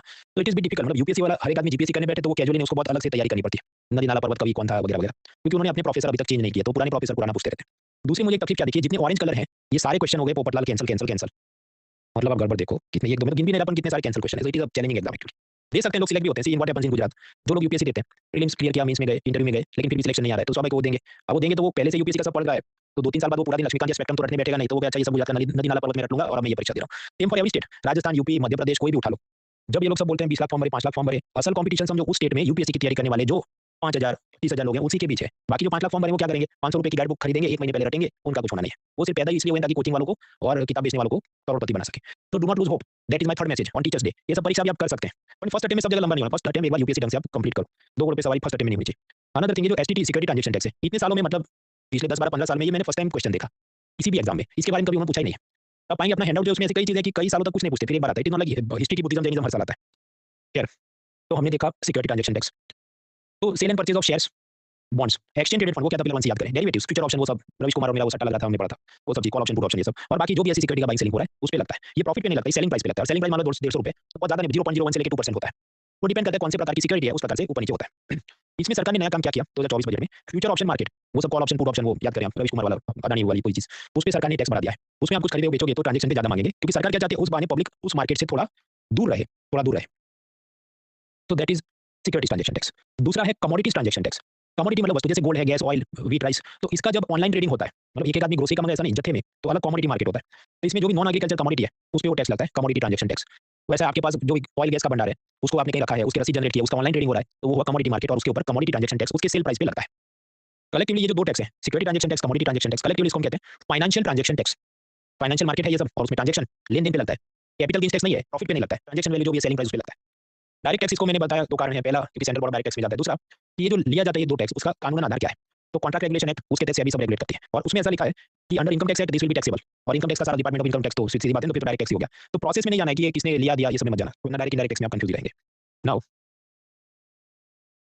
जो भी शेयर बॉन्ड आपने खरीदा बेचा, तो मैंने आपको बताया प्रॉफिट हो रहा है उस पे कैपिटल गेन्स टैक्स है, वैल्यू पर है सिक्योरिटी ट्रांजैक्शन टैक्स। तो ये 2 तो यूनियन की चीज हुई। स्टेट वाले भी आ गए थे, हमको स्टैम्प ड्यूटी चाहिए, ट्रांजैक्शन वैल्यू जो भी मान लो 150 रुपए, उस पे हमको 1 रुपया स्टैम्प ड्यूटी दो, तो स्टेट गवर्नमेंट स्टैम्प ड्यूटी लेगी, करेक्ट है। स्टैम्प ड्यूटी कहाँ लगती है, अलग अलग जात के एग्रीमेंट्स पे, डील्स पे, कॉन्ट्रैक्ट्स पे, तो चाहे आप शेयर बॉन्ड सिक्योरिटी जो भी कर रहे हो, आप कोई इमूवेबल प्रॉपर्टी बिल्डिंग वगैरह को बेच रहे हो, उसको रेंट पे चला रहे हो, तो उसका भी एग्रीमेंट होगा, तो उस पे स्टैम्प ड्यूटी लगती है। कुछ जात के लीगल एग्रीमेंट्स, जैसे रेंट एग्रीमेंट, आपने नया होटल शुरू करना है, 2 लोगों के बीच पार्टनरशिप एग्रीमेंट हुआ, तो उस पे भी स्टैम्प ड्यूटी लगती है। अब ये जो स्टैम्प ड्यूटी समझो, तो स्टैम्प ड्यूटी है, रजिस्ट्रेशन ड्यूटी है, ऐसा विजुअलाइज करो। तो इसमें प्रॉफिट लॉस का हिसाब नहीं है कि तुमने कितने प्रॉफिट या कितने लॉस पे बेचा, इसके साथ नहीं है। ये कहेगा तुम्हारा सेलिंग प्राइस क्या था, उसका इतना परसेंटेज हमको चाहिए। प्रॉफिट में का क्या आता है, कैपिटल गेन्स टैक्स जो यूनियन गवर्नमेंट मांगती है। अभी यहाँ पर प्रश्न ये होगा, तो भाई बायर मान लो मुंबई में है और सेलर दूसरी जगह पर है, तो कौन कलेक्ट करेगा, इसका हक बनेगा। तो आप समझिए शेयर बाजार के ऐसे ट्रांजैक्शन है जो ऑनलाइन हो रहे हैं, तो इसलिए यूनियन गवर्नमेंट ने जो भी बीएससी एनएससी को काम सौंपा होगा कि तुम कलेक्ट करके हमको दे दो, मतलब यूनियन कलेक्ट करता है क्या, स्टैम्प ड्यूटी, और फिर यूनियन बांट देता है स्टेट्स में। Union collects and distributes to the state government. आपके तो किसको मिलेगा, यूपी को मिलेगा कि बिहार को मिलेगा, वो डिपेंड करता है कि डोमिसाइल ऑफ द बायर, जो खरीदार है वो किधर है, यूपी का है तो यूपी को मिलेगा, बिहार का है तो बिहार को मिलेगा। स्टैम्प ड्यूटी शेयर ट्रेडिंग पे लगती है, करेक्ट, किसको मिलती है, बायर का स्टेट कौन सा है। जीएसटी में भी ऐसा ही है, जीएसटी में भी आपने गाड़ी खरीदी तो यूनियन को कुछ पैसा जाएगा, स्टेट को कुछ, तो कौन से स्टेट को जाएगा, बाहर जहाँ पर उसको जाएगा। तो दैट इज वन थिंग। अब यहाँ कुछ लोगों को प्रश्न होगा, तो भाई स्टैम्प ड्यूटी डायरेक्ट टैक्स है कि इनडायरेक्ट टैक्स है। अब ये सब डिबेटेबल है, उसका मैंने आपको कारण बताया कि स्टेट गवर्नमेंट के 2 डिपार्टमेंट नहीं है ना, central board of direct taxes and indirect taxes.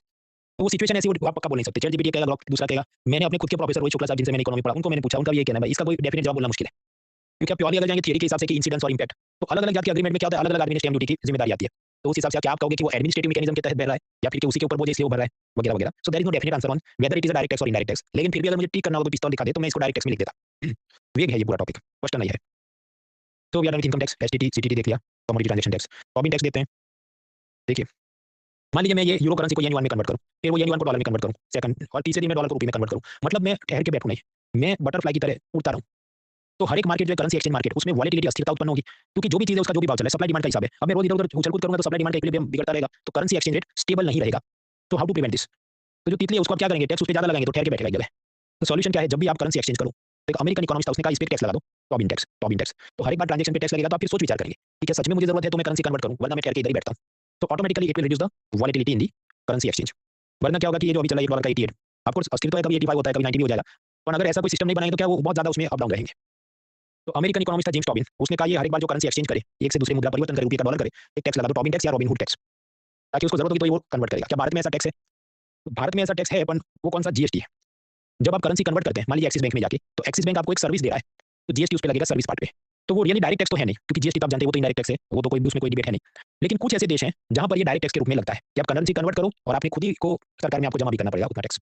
तो ये कोई बहुत बड़ी चीज नहीं है, तो इसमें भी डायरेक्ट इनडायरेक्ट टैक्स की बहुत लोड लेनी नहीं है, खाली ऑब्जेक्टिव याद रखना। ऑब्जेक्टिव क्या है कि yes it is on currency transaction. और भारत में कैसे लेते हैं, तो भारत में जीएसटी लेते हैं, वो एक जात का, इसको आप समझो टॉबिन हो गया, तो that is security transaction tax वगैरह। अब इसके बाद जो हमें समझना है टीडीएस वगैरह चीज समझनी है, वो ठंडे दिमाग से समझते हैं। इंटरेस्टिंग जो एमसीक्यू थे वो तो हमने सॉल्व कर ही लिए, तो let's just break for 5 minute. तब तक आप जो भी पानी पानी फ्रेश हो जाना है, then we will resume TDS और बाकी चीजें समझते हैं।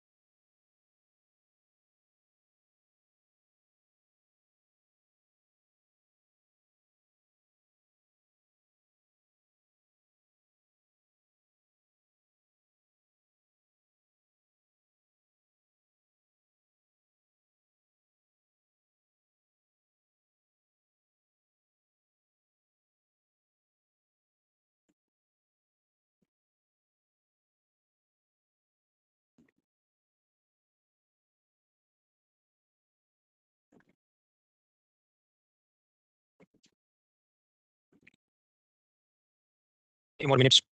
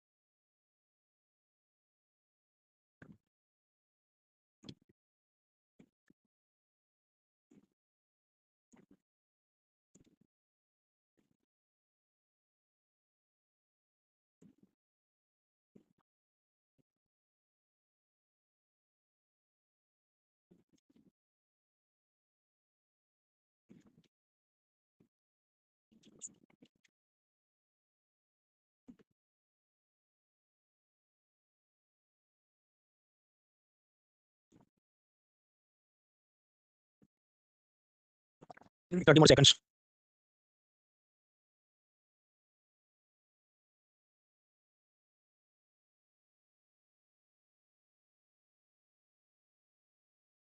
और फ्रेंड्स आगे बढ़ते हैं, वोटिंग लाइन के में देख सकते हैं, सुन सकते हैं, तो वोट करें। Aditi, Anjali, Amu, Prashant, Shiva, Zahida, Sneha and others. The answer is we move forward. तो हमने इनकम टैक्स देख लिया, हमने security transaction tax, commodity transaction tax, Tobin वगैरह देखा। टीडीएस टीसीएस समझना है। टीडीएस टीसीएस का हिसाब ऐसा है, मुझे हर साल ये दूरदर्शन गुजराती पे वो बजट चर्चा के लिए बुलाते हैं। तो ये जो पैनलिस्ट होते हैं उसको स्वाभाविक कोई भी टीवी चैनल पे आपको जाओ वो पैसे देंगे, तो पैसे वो देंगे 1000 रुपये, क्योंकि सरकारी संस्था है तो सरकारी रेट होता है। लेकिन अब समझो मैं, मुझे बदमाशी सूझे कि मुझे कोचिंग के धंधे में जो पैसा है उसका मैं टैक्स भरूंगा और यहाँ 1000 रुपये मैं छुपा दूंगा, मैं सरकार को बताऊंगा कि नहीं, बताऊंगा ही नहीं कि मुझे पैसे मिले। तो then how will they find me. तो इसे लड़ने का सॉल्यूशन क्या है, tax deducted at source, TDS. वो ऐसा है कि अगर वो 1000 रुपया कुछ भी ऐसा फ्रीलांस प्रोफेशनल को पेमेंट कर रहे हैं, उस पर लगेगा 10% टीडीएस। तो यानी वो मुझे 1000 नहीं देंगे, उसमें से 10% यानी 100 रुपये ये DD Girnar channel income tax department में जमा करेगा, और वो लिख के देंगे जो मोनाल पटेल है उसका पान कार्ड नंबर ये है और उसके ये पैसे हैं। और बाकी के 900 रुपीज़ आउट ऑफ 1000 वो मुझे देंगे। तब मैं फंस गया, क्योंकि मुझे 1000 नहीं, मुझे 100 रुपये कम मिले। वो 100 रुपये मुझे क्लेम करने हैं, तो मुझे इनकम टैक्स डिपार्टमेंट के पास जाना पड़ेगा, और जाना पड़ेगा मतलब क्या, फॉर्म भरना पड़ेगा। तो I have to fill a income tax return form to claim those 100 rupees. तो दैट इज कॉल्ड टीडीएस। इससे क्या होता है, जो लोग छुपाते हैं अपनी इनकम, बदमाशी करते हैं, उनको ट्रेस करना आसान हो जाता है। आगे तुम कोचिंग वाले तो 100 रुपये का टीडीएस मांगे जाओगे नहीं, मैं नहीं जाऊंगा तो भी मेरा पान कार्ड तो उसको पता है ना, पान कार्ड के साथ मेरा एड्रेस सब पता है, तो वो रेड करने घर पे आ जाएंगे। अब आप समझिए, अगर मैं सिर्फ 12 लाख रुपये मेरी टैक्सेबल इनकम होती, तो हमने देखा ना 60,000 टैक्स भरना था इनकम टैक्स, लेकिन उतना रिबेट है तो टैक्स तो मुझे भरना नहीं है। लेकिन फिर भी मेरे 100 रुपये दूरदर्शन वालों ने काट दिए, जबकि मेरा तो कोई टैक्स लायबिलिटी है ही नहीं। तो इस केस में इनकम टैक्स डिपार्टमेंट ने क्या करना चाहिए, वो 100 रुपये जो टीडीएस में कटे थे वो मुझे रिफंड में देंगे, और रिफंड में देंगे विद इंटरेस्ट। एक साल में जो भी बैंक में इतना ब्याज था तुम्हारा, एक साल तक हमने काटा था पैसा, ये लो वापस, इंक्लूडिंग इंटरेस्ट रेट, ब्याज के साथ वापस करेंगे। तो this is one thing. Second, मान लीजिए मेरी टैक्सेबल इनकम 16 लाख रुपये होती, तो तब तो रिबेट था नहीं, मुझे 1,20,000 रुपये भरना था इनकम टैक्स। उस केस में क्या होगा, जब मैं फॉर्म भरूंगा तो ये 100 रुपये मेरे एडजस्ट हो जाएंगे, वो लोग मुझे वापस नहीं करेंगे। वो ये कहेंगे देखो तुम्हें 1,20,000 इनकम टैक्स भरना है, 100 रुपये दूरदर्शन वालों ने तुम्हारे नाम के ऑलरेडी जमा कर दिए इनकम टैक्स विभाग में अंडर द टीडीएस। तो इसका जो भी डिफरेंस है, बाकी का जो भी 1,19,000 समथिंग समथिंग उतना तुम भरो। तो in that case also TDS is adjusted against your income tax. तो यानी टीडीएस कोई अलग टैक्स नहीं है, वो आपका एडजस्ट हो जाता है उधर। अब ये तो चल ही रहा था, आज का नहीं तो सालों से चल रहा है। फिर आया इन्फ्लुएंसर्स का जमाना। अब मान लीजिए वन प्लस कंपनी किसी इन्फ्लुएंसर को 30,000 का फ़ोन दे देती है कि तुम वीडियो बनाओ और तुम ही रखना। या अपने नए फ़ोन लॉन्च इवेंट में उसको बुलाते हैं एरोप्लेन होटल का सब 30,000 का खर्चा करते हैं कि तुम वीडियो बनाना पॉजिटिव सब हमको दिखाओ। तो अगर वो कैश में पैसा देते, तो सेम चीज़ होती जैसा मुझे दूरदर्शन ने बुलाया, तो टीडीएस कटना चाहिए। तो अगर ऐसे इवेंट में वन प्लस ने इन्फ्लुएंसर्स को बुलाया और पैसा देके बुलाया, तो कटना चाहिए, पर वो पैसा नहीं देंगे, वो फ्री का माल दे देंगे। तो फिर स्वाभाविक है ये लोग टैक्स तो भरेंगे नहीं कि भाई हमको कहाँ पैसा तो मिला नहीं, फ्री का माल मिला है, वो दिखाएँगे नहीं, छुपाएँगे। तो क्या करना चाहिए? Again TDS. वो टीडीएस ऐसे होगा कि कंपनी ने डिक्लेयर करना होगा इनकम टैक्स डिपार्टमेंट को कि हमने ये जो भी इन्फ्लुएंसर बुलाए थे, उनको हमने फ्री बाय के नाम पे मुफ्त में क्या-क्या दिया, फ़ोन दिया, प्लेन टिकट, होटल, मान लो 60,000 उसकी वैल्यू है, तो उसका 10% क्या होगा? 6,000 रुपए। तो ये वन प्लस कंपनी ने 6,000 रुपए उस इन्फ्लुएंसर के पैन कार्ड नंबर को कोट करके इनकम टैक्स डिपार्टमेंट को 6,000 रुपए देने होंगे। और फिर जब अनलॉक करना है, हाँ, तो वो जो भी है वो जाके अपना फॉर्म भरे और अपनी बाकी की जो कमाई होगी उसकी यूट्यूब, टिकटॉक वगैरह से उसके साथ टैक्सेबल इनकम में एडजस्ट होगा। वो कैसे, वो सब चार्टर्ड अकाउंटेंट काम नहीं पड़ेंगे। हमें बस इतना समझना है कि इन्फ्लुएंसर को भी जो प्रीमियम सब मिलता है, उस पे टीडीएस कटेगा। और इस टीडीएस को कहा गया इन्फ्लुएंसर टैक्स। लेकिन आप समझो ये अलग टैक्स तो है नहीं, ये इनकम टैक्स ही है और ये तो टीडीएस है, तो टीडीएस अलग चीज़ है नहीं। लेकिन न्यूज़पेपर वाले इसको सिर्फ लेबल देते हैं कि इन्फ्लुएंसर टैक्स लगेगा, 10% इन्फ्लुएंसर टैक्स है, भाई वो 10% टीडीएस ही लग रहा है, but they have given a name to it. तो मामला क्या था हमने समझ लिया। अब कुछ लोग इधर भी वकील बन जाते हैं। वकीलों का ये कहना है कि जो फ़ोन दिया वो तो एक पीस है ना, तो उसका 10% थोड़ी होगा, भाई जो फ़ोन है तो उसका वैल्यू तो होगा ना एमआरपी, उस पे गिन के वो कट करेगा और ये आदमी एडजस्ट करेगा, तो वो बाकी 10 जगह से कमा रहा है, उसके साथ उसकी टैक्सेबल इनकम में एडजस्ट होगा। वो कैसे होगा? वो चार्टर्ड अकाउंटेंट की हम पढ़ाई नहीं कर रहे हैं। और भी जगह पर टीडीएस करते हैं। रेहाना अनंत अंबानी की शादी में आके नाच गान करे और उसको अनंत अंबानी मुकेश अंबानी पैसा दे और वो बिना टैक्स भरे भाग जाए, तो क्या करेंगे? सेम जो दूरदर्शन ने मेरे साथ किया, टीडीएस काटो। तो अगर आप 50 लाख से ज़्यादा का केटरिंग वाला, डीजे बाबू, ये सब जो भी इवेंट प्रोफेशनल है, उनको पेमेंट जा रहा है, तो जो बायर है इस केस में अंबानी फैमिली, उन्होंने उस पे टीडीएस काट के सरकार में जमा करना होगा कि रिहाना की उसका ये है, और फिर रिहाना ने फॉर्म फिल करके वो अपना पैसा निकालना होगा। नहीं निकालेगी तो क्या हाथ हो जाए, तो इनके पास इतना तो पैसा एक्स्ट्रा आ ही गया ना। ऐसा नहीं कि हम जाके अमेरिका में रेड करेंगे रिहाना के घर पे, पर टीडीएस के नाम पे कट के जो 5 लाख रुपए आ गए तो इनकम टैक्स भी बाकी तो मौज ही है।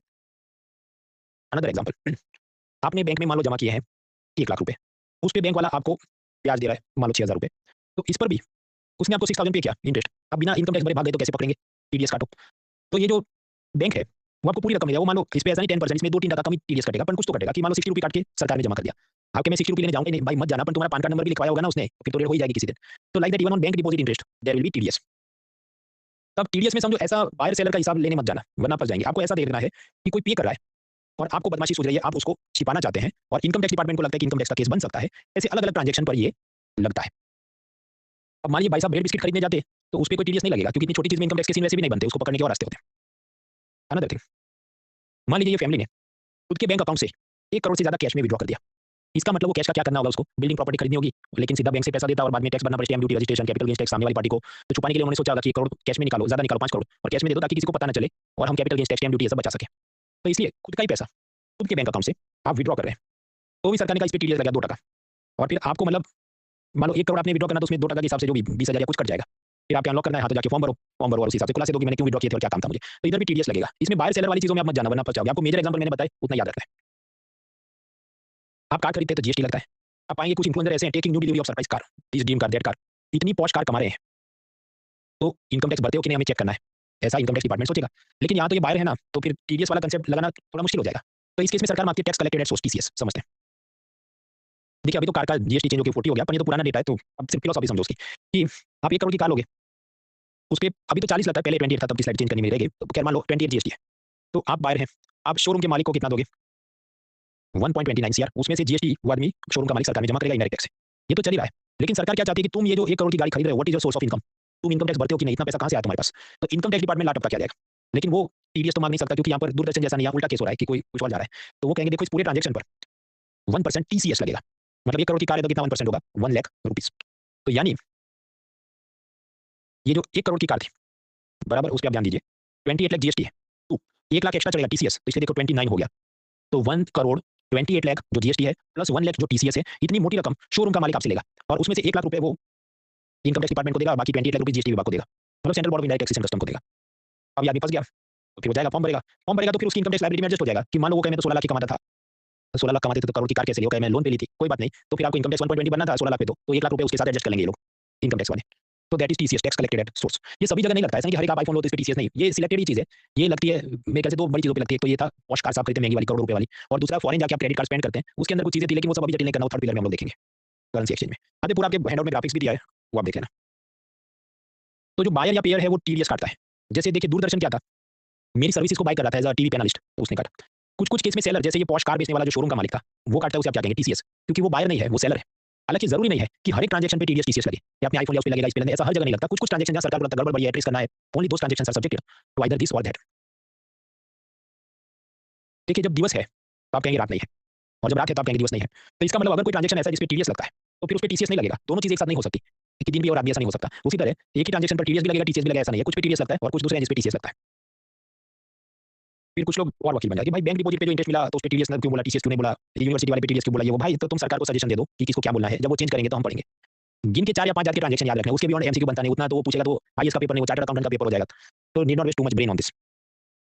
अब जो 2025 का बजट था, मैंने आपको बताया जो ट्रम्प उसका 50% टैक्स भारत की चीज़ों पे लगेगा, तो सरकार क्या चाहती है, लोकल कंजम्पशन बढ़े। तो इसके लिए एक तो क्या किया, पहले 7 लाख तक टैक्स नहीं था, अभी 12 लाख तक टैक्स नहीं, अभी जीएसटी भी सरल किया, रविवार को देखेंगे। तो उसी तरह सरकार ने 2025 बजट में क्या किया, ये जो टीडीएस टीसीएस के अंदर भी रैशनलाइजेशन किया। मतलब क्या, मान लीजिए पहले टीडीएस में आपका 10% लॉक हो जाता था, अब कहने नहीं 5% ही टीडीएस काटो, ताकि आदमी के पास ज़्यादा पैसा है, कि मेरे पास 1000 की जगह 900 रुपए आते थे, तो अभी क्या 950 आएंगे, ऐसा कुछ हो जाए, ताकि मैं ज़्यादा शॉपिंग कर पाऊँ, लोकल कंजम्पशन बढ़े, भले अपने एक्सपोर्ट डाउन हो जाएंगे बिकॉज़ ऑफ ट्रम्प। तो ये कारण से कुछ-कुछ सुधार किए। What exactly are those reforms? क्या टीडीएस टीसीएस में एग्जैक्ट परसेंटेज चेंज किया, वो अपने एग्जाम में काम का नहीं, विल नॉट वेस्ट टाइम। ऐसा कभी भी उन्होंने आज तक पूछा नहीं, टीडीएस के रेट पूछे हो, तो हम दिमाग खर्चा नहीं करेंगे। तो 2A1 मतलब इनकम टैक्स और बजट वाला जो हैंडआउट था वो कंप्लीट होता है।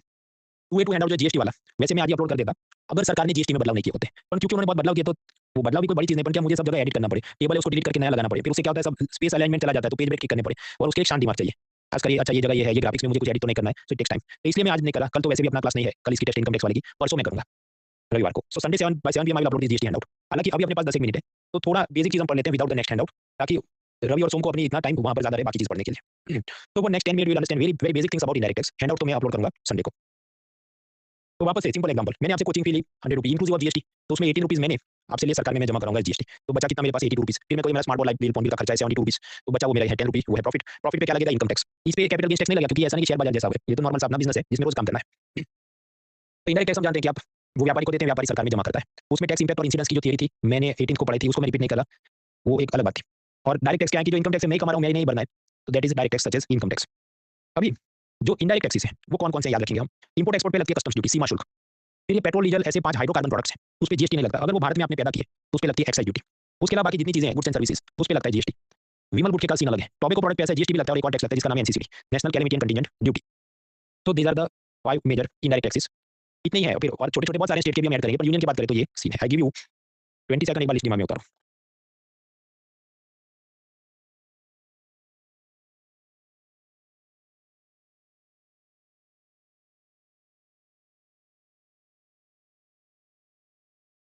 रात को 2 बजे पूछे तो भी ये लिस्ट याद होनी चाहिए। अभी जो इनडायरेक्ट टैक्स है उसके 2 प्रकार होते हैं। जब आप गाड़ी में पेट्रोल डीजल भराते हैं तो उस पे एक्साइज ड्यूटी लगती है। एक्साइज ड्यूटी क्या है, वो परसेंटेज नहीं होता, वैसे पर लीटर ₹20, यानी जत्थे के हिसाब से लगती है। परसेंटेज नहीं, आप समझिए, परसेंटेज क्या है, 5% 20 ऐसा नहीं है, कितने लीटर है उसका इतना रुपया, specific tax per unit. On the other hand, मान लीजिए आपने पेप्सी कोला कुछ खरीदा, आपको सीसीएस चेंज हो गया तो पुरानी स्लाइड है, मान लो 28% है, तो क्या कहता है तुम्हारा पेप्सी कोला ₹100 का है, तो उस पे ₹28 टैक्स चढ़ेगा परसेंटेज के हिसाब से। वो ये नहीं बोला कितने मिलीलीटर की बॉटल है, कितने लीटर की बॉटल है। तो कुछ ऐसे इनडायरेक्ट टैक्स हैं जो प्रोडक्ट की वैल्यू पे मांगे जाते हैं, ना कि प्रोडक्ट की क्वांटिटी पे। अगेन आई गिव 20 सेकंड, इसको दिमाग में उतारिए क्योंकि कंसेप्ट अभी आगे और उसको यूज करना है हमें।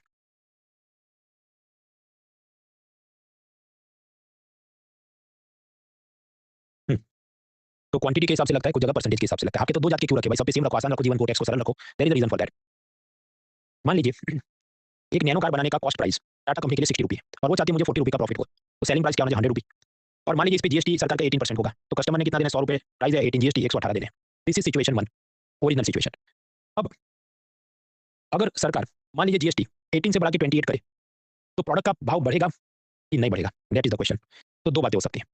मान लीजिए टाटा ये सोचे कि एक तो आजकल कोई गाड़ियाँ कम खरीद रहा है, तो मैं अगर जीएसटी बढ़ा उस हिसाब से प्राइस बढ़ा दूंगा तो कस्टमर और कमाएंगे। तो ये कहते देखो मैं प्रोडक्ट का कॉस्ट प्राइस तो कम नहीं कर सकता, जो भी उसमें स्टील प्लास्टिक ग्लास रबर लगता है कार में, ₹60 का कॉस्ट प्राइस है, लेकिन मैं अपना प्रॉफिट मार्जिन कम कर देता हूँ कि पहले मैं 40 रखता था, अभी मुझे ₹32 कमाने, तो फिर सेलिंग प्राइस क्या होगा, ₹92। तो फिर जीएसटी जो सरकार ने बढ़ा दिया कितना, 28%, लेकिन आप 92 का 28% करो तो जब उतना है 118। तो यहाँ पर टाटा कंपनी ने जीएसटी बढ़ने के बावजूद भी जनता पे आगे बोझ नहीं बढ़ने दिया, फॉरवर्ड नहीं होने दिया, खुद पे ही बोझ ले लिया, सहन कर लिया कि मैं प्रॉफिट मार्जिन कम करता हूँ ताकि फाइनल प्रोडक्ट का भाव नहीं बढ़े। इसको हम कहते हैं backward shifting of the tax burden. खुद पे ले लेना, आगे कस्टमर पे फॉरवर्ड नहीं करना। ये 20 सेकंड टेबल दिमाग में उतारो, फिर आगे और बढ़ते हैं।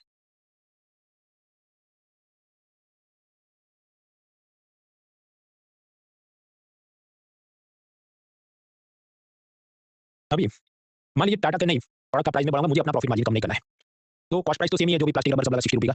प्रॉफिट मार्जिन टाटा चेंज नहीं करेंगे कि पहले भी 40 था, अभी भी 40 ही है, तो सेलिंग प्राइस चेंज नहीं होगा, ₹100 रहेगा। और सरकार ने जीएसटी तो बढ़ा दिया, पहले 18 था, अभी 28 किया, तो अभी कस्टमर ₹100 का भरेगा, सेलिंग प्राइस 28 बढ़ेगा, जीएसटी तो भाव बढ़ जाएगा 128। तो इसे हम कहते हैं forward shifting of the tax burden, क्योंकि कंपनी ने आगे धकेल दिया, कस्टमर पे आगे धकेल दिया।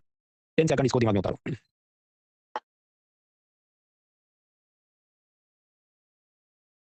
तो अब आपको प्रश्न होगा तो फिर बैकवर्ड शिफ्ट कब होगा, फॉरवर्ड शिफ्ट कब होता? वो डिपेंड करता है कि प्रोडक्ट का क्या नेचर है, क्या डिमांड है। मान लीजिए पेप्सी कोला है, चॉकलेट है, तो ये तो ऐसा है कि आप नहीं खाओगे तो मर नहीं जाओगे, नॉन एसेंशियल है और इसमें बहुत सारे राइवल ब्रांड्स भी हैं, सस्ते वाले भी महंगे वाले भी। तो अगर इस केस में मान लीजिए सरकार 100 की जगह, मतलब जो 18 की जगह 28 बढ़ाए, तो कंपनी क्या करेगी कि नहीं, कस्टमर पे मैं बोझ बढ़ाऊंगा तो खरीदेगा नहीं, इसलिए मैं खुद पे सेंड कर लेता हूँ, अपना प्रॉफिट मार्जिन कम रखता हूँ, यानी वो क्या करेगा, backward shift. On the other hand कोई ऐसी चीज़ एसेंशियल कमोडिटी जैसे दवाइयाँ हैं, मिल्क है, इस पे टैक्स भी पड़ेगा, तो भी आपको जबरदस्ती खरीदना तो पड़ेगा, तो एसेंशियल चीज़ है, तो उस केस में कंपनी अपना प्रॉफिट मार्जिन नहीं कम करेगी, वो महंगाई कर देगी कि पब्लिक जाएगी कहाँ, आएगी ना, लेना तो पड़ेगा। ऐसा एक और चीज़ है एडिक्शन, कि मुझे डेली गुटखा चाहिए, ऐसी जो पब्लिक है, तो फिर टाटा बैकवर्ड शिफ्ट क्यों करेंगे, फॉरवर्ड शिफ्ट करेंगे कि भाई तुझे मार के आने तो है ही मेरे गले पे। तो इसलिए कौन से में फॉरवर्ड शिफ्ट होगा और कौन से में बैकवर्ड शिफ्ट होगा, वो किस पे डिपेंड करता है, सप्लाई एंड डिमांड पे। चलो सप्लाई तो एक तरफ है, जो है वो सप्लाई है, डिमांड तो इस पे है ना, टॉफी है, कोला है, गुटखा है, क्या है, तो इस हिसाब से इनके ग्राफ बनते हैं, सप्लाई डिमांड के सब ग्राफ होते हैं, वो क्या है वो हम नहीं पढ़ेंगे, उसका कारण क्या है कि सप्लाई डिमांड और इलास्टिसिटी के ग्राफ्स माइक्रो इकोनॉमिक्स का मुद्दा है। माइक्रो इकोनॉमिक्स मैंने 2023 में पढ़ा था 2 लेक्चर, उसके बाद मैंने पढ़ा था, क्यों पिछले 13-14 साल में यूपीएससी ने सिर्फ 2 बार पूछा है। आपको चिंता नहीं करनी, आपके पास फ्री टाइम है तो मेरी प्रोफाइल पे जाके वो 2 क्लास देख लेना, अभी नहीं, एग्जाम जब आए उसके 2 हफ्ते पहले, तो इसलिए माइक्रो इकोनॉमिक्स में जाने रहे, लेकिन जो फिलॉसफी थी मैंने आपको बता दी कि वो सप्लाई डिमांड और उसकी इलास्टिसिटी, लचीलेपन पे, लचीलापन क्या है कि जैसे दवाइयाँ हैं तो आप उसकी इलास्टिसिटी प्राइस के हिसाब से नहीं रहेगी, आपको खरीदना ही पड़ेगा जबरदस्ती, तो उसका अलग रहेगा वगैरह वगैरह। तो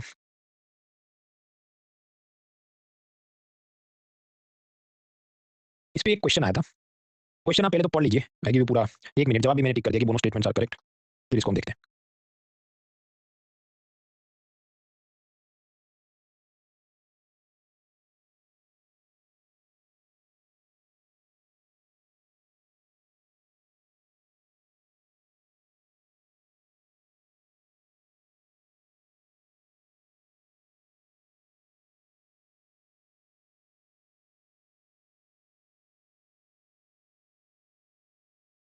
देखिए यहाँ पर जो शब्द है बर्डन ऑफ टैक्स, वो बोल क्या रहा है, फॉरवर्ड शिफ्टिंग या बैकवर्ड शिफ्टिंग, कि बोझ किस पे जाएगा।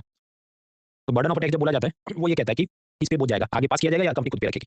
तो मान लीजिए सरकार का जीएसटी हम कंपनी से लेंगे या हम जीएसटी से लेंगे, इसका इंडिपेंडेंट है ना, कि ये तो इस पे डिपेंड करता है, कंपनी का डिसीजन कब होगा कि मुझे प्राइस बढ़ाना है कि प्रॉफिट मार्जिन कम करना है, वो इस पे डिपेंड करेगा कि ये एसेंशियल चीज़ है या नॉन एसेंशियल चीज़ है, उस हिसाब से वो सोचेगा। तो अकॉर्डिंगली पहला स्टेटमेंट भी करेक्ट है कि वो बायर या सेलर किस पे मांगा जाता है उस पे निर्भर नहीं है, दैट इज करेक्ट, वो इस पे निर्भर है कि सप्लाई डिमांड का स्लोप क्या है। तो आंसर इज बोथ करेक्ट। ये मैंने नहीं पढ़ा था क्योंकि ये सब असल में माइक्रो इकोनॉमिक्स की दिशा में जाता है और इतना नॉर्मल अपनी पढ़ाई में या एग्जाम ट्रेंड में है नहीं। खैर इसने पूछा तो मैंने आपको बता दिया, लेकिन अगले साल मान लो और एडवांस पूछे तो क्या करना है, स्किप कर देना है। ये असल में समझिए आईएएस में नहीं पूछा इन्होंने, सीएपीएफ में पूछा। सीडीएस सीएपीएफ ऐसी परीक्षा है उसमें वो माइक्रो इकोनॉमिक्स भी ज्यादा फ्रीक्वेंटली और ज्यादा मात्रा में पूछते हैं। सीडीएस सीएपीएफ और इंडियन इंजीनियरिंग सर्विस, तो if you are preparing for those exam तो दिमाग खर्च करना चाहिए अपने लिए, इसका रिटर्न ऑन इन्वेस्टमेंट या कॉस्ट बेनिफिट इसके और हम ग्राफ से इसको और आराम से समझे। It is not required, it is not warranted, अगर ठीक हो तो ठीक करना, नहीं तो इसको स्किप कर देना है अगर आईएएस में पूछे। अब हमारा ओरिजिनल मुद्दा तो ये था कि इनडायरेक्ट टैक्स 2 जात के हैं। एक्साइज ड्यूटी वो लीटर के हिसाब से लगती है, लेकिन जीएसटी है वो सोडा कैन पे कितना लीटर है उस पे नहीं लगती, वो परसेंटेज पे लगती है। तो जब वैल्यू पे लगती है, परसेंटेज पे लगती है, तो उसे हम कहते हैं एड वैलोरम टैक्स। तो GST is an example of ad valorem tax, क्योंकि प्रोडक्ट की वैल्यू पे लगता है, क्वांटिटी पे नहीं। और हमें ये सवाल था कि भाई तो 2 जात की क्यों रखे, सबको परसेंटेज का ही मांगो ना। ये ऐसा स्पेसिफिक टैक्स पर यूनिट जब भी होता है ऐसे टैक्सेस में, मान लीजिए सरकार ये कहे कि 20 रुपए से बढ़ा के हम 22 रुपए करेंगे, तो इस केस में forward shifting is more likely to happen.